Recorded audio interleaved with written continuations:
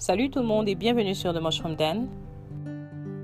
Aujourd'hui, je vous apporte ma recette de gâteau au fromage vegan. C'est super facile à faire et là, j'utilise un moule à muffins pour contrôler les portions. Alors pour commencer, dans un robot de cuisine, ajoutez des noix de pécan crues et des dattes.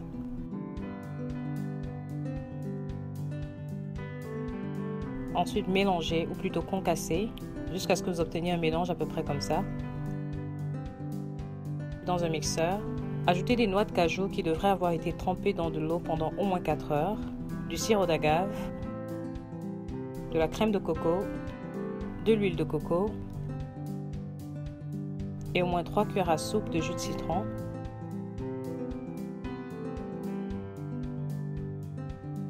Alors j'ai aussi ajouté de la vanille mais j'ai perdu le clip.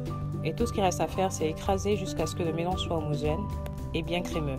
Alors cette étape est tout à fait optionnelle, mais là je vais faire une sauce de myrtille en écrasant les myrtilles avec des dattes et un peu d'eau, ce qui devrait ressembler à ça. Et j'ai fait aussi une sauce de fraises en utilisant exactement la même méthode. Donc là on va graisser notre moule à muffins.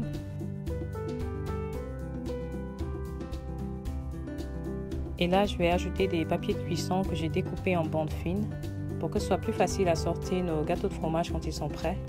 Ensuite j'utilise une cuillère à soupe pour mesurer la croûte, comme vous voyez là, et assurez-vous de bien presser la croûte dans le fond du moule pour pas que ça s'émiette au retrait.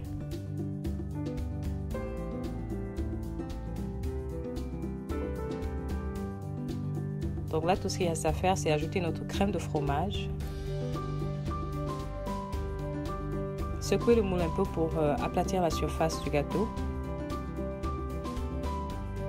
Ensuite, on va ajouter la sauce de myrtille et la sauce de fraise. Là, j'ai décidé d'ajouter aussi du beurre de cacahuète salé et je vous promets que c'est délicieux. Ensuite, à l'aide d'un cure-dent en bois, tournez bien la sauce dans le mélange de fromage pour que les deux s'incorporent sans problème.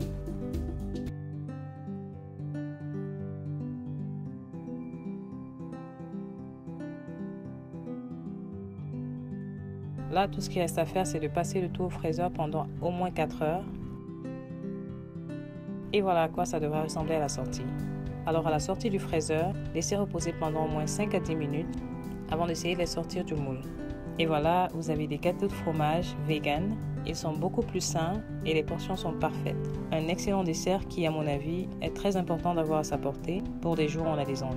Donc j'espère sincèrement que vous avez aimé la vidéo. Si c'est le cas, donnez-moi un big thumbs up. Laissez-moi vos commentaires en dessous. N'oubliez surtout pas de vous abonner et jusqu'à la prochaine vidéo, restez bénis.